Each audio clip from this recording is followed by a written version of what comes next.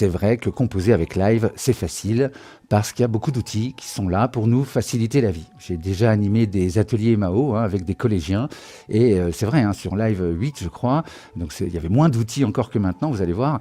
Donc effectivement, en 20 minutes, ils savaient créer leur musique. Donc si des collégiens peuvent le faire, je pense que vous pouvez le faire. Je ne veux pas les critiquer, mais voilà, il y a vraiment des outils très simples. Je vais vous expliquer tout ça. D'ailleurs, on parle de MAO, petite parenthèse, depuis les années 80, c'est un vieux terme. On parle de musique assistée par ordinateur. Je préfère audio numérique parce que MAO, ça laisse croire qu'on a des outils comme ça qui vont faire la musique à notre place. On n'a plus qu'à brancher. Et c'est même devenu un cliché. I use this program to import the recordings I make on my phone. Yeah, feeling good on a Wednesday. Voilà, il s'enregistre. Il a utilisé un programme, il s'enregistre avec son téléphone. Il y a des sons non voulus, si on veut.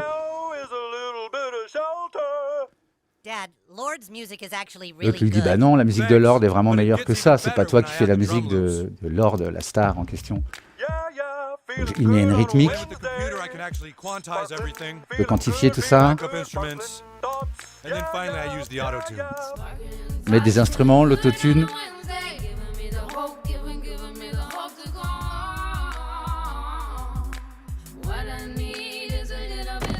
Voilà, et le gamin tombe par terre. Donc c'est effectivement la caricature qu'on a des logiciels de son, et c'est pas faux, c'est vrai que là c'est South Park, si vous ne connaissez pas vraiment, vous étiez dans une cave ces 20 dernières années, donc c'est la saison 18, c'est très marrant avec ce personnage-là, voilà.